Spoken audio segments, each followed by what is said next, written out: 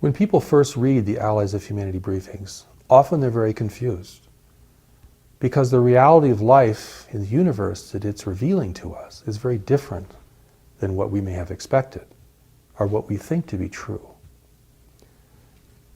As a people, we have been conditioned to think of life in the universe largely based upon our films, our movies. Star Wars, Star Trek, War of the Worlds. And we think of the universe here as demonstrating our own values and level of consciousness. We imagine nations blowing each other up. We imagine huge empires and great wars. But the reality of life in the universe is actually very different. And sometimes that's confounding to people who read the Allies of Humanity for the first time. For the briefings themselves require that we reconsider our expectations, our assumptions, and perhaps even our myths about the reality of life in the universe and what contact with humanity would really mean and what it would really look like. For example, humanity thinks, or people tend to think, that we're very important in the universe, as if we're the center of God's creation, and that whoever would come here to benefit us, to give us gifts, to provide us technology or reveal higher levels of science, as if the universe existed to serve us in some way. We assume our significance here, but fail to see that other races would come here for their own purposes, which might not include our welfare at all.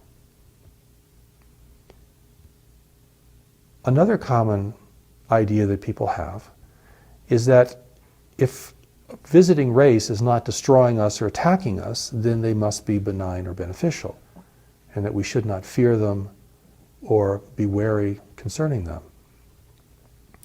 The Allies of Humanity briefings reveal to us, however, that we're dealing with resource explorers, economic groups, groups seeking resources and alliances, seeking to position themselves within this conflicted world and to take advantage of a divided and contentious humanity.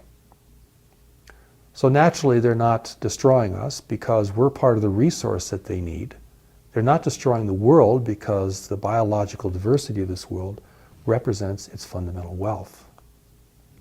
They do not have weapons of mass destruction, and so they're seeking to gain their advantage here through other means, primarily through the power of persuasion, inducement, and intimidation. The Allies of Humanity briefings reveal to us that war and conflict in this part of the universe has been suppressed. It has been suppressed by older societies that have established long-standing networks of trade. And these networks of trade and the many nations that are involved with them suppress conflict and war between worlds. So actually war in our part of space is very rare. Yet what is also rare is freedom and free societies. And those races who are in the world today interfering with human affairs represent races that are seeking for advantage here. They will take advantage of our ignorance, they will take advantage of our conflicts, and they will take advantage of our superstitions, our expectations, our hopes, our fears. Because we really don't understand their nature and their purpose in being here, we then ascribe to that our own values and our own wishful thinking. So we hope and expect that all who would visit us would be here for our benefit. But that's a child's view of the universe. Think of the young adolescent entering the big city for the first time, expecting to meet wonderful people at every turn, expecting to be treated with respect and true accord, and finding out through tribulation or through personal failure that the reality is actually very different. We're risking now making critical mistakes in our decisions and in our perception of those races who are visiting the world today. We're making them for obvious reasons, But we're also making them because we're ignorant and we do not understand what we're dealing with yet. But one of the important things about the Allies of Humanity briefings is that the reality that it gives us about life in the universe is something we can understand. We know what competition is like between nations. We know what persuasion means and how it can be manifested. We know what deception is. We know from our own history how powerful nations have gained advantage with weaker nations without the use of force. By inducing those nations to become reliant upon technology from beyond their sphere of influence, bringing them into the world community, often to their great disadvantage, robbing them of their own leadership, their own religious traditions, bespoiling their cultures, and so forth. Now we're facing competition from the universe. And we're facing many of the same kinds of activities and deceptions that we exercise here on Earth. So the reality of the intervention is not a mystery. It's actually a demonstration of nature. Competition and intervention are part of nature. Competition for environment, competition for resources. These are all part of the natural world. This is going on all the time at every imaginable level of life as we know it. But now we're in a different position. Instead of being the preeminent race in this world, we're facing competition from others whom we do not understand.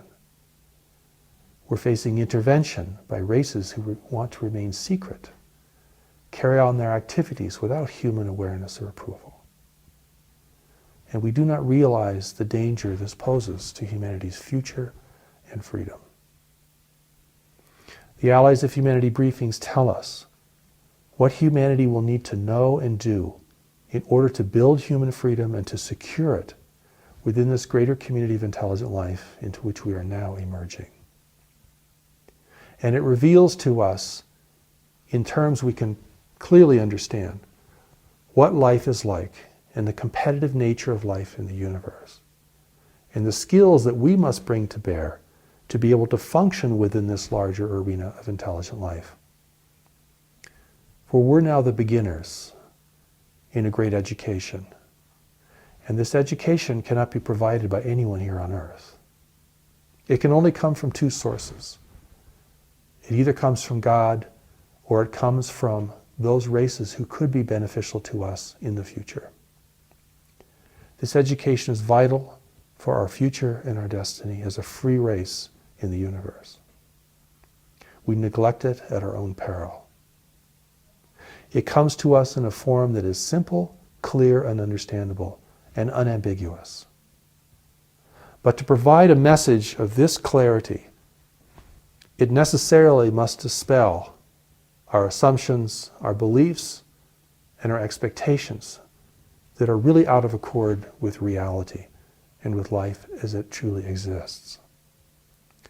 Here the briefings are challenging us, but also encouraging us to recognize that we have the power and the responsibility as the peoples of this world to establish our own rules of engagement, to set boundaries for other races visiting our world, and to be vigilant for any kind of visitation or intervention that may occur in the future and that is already happening in our world today.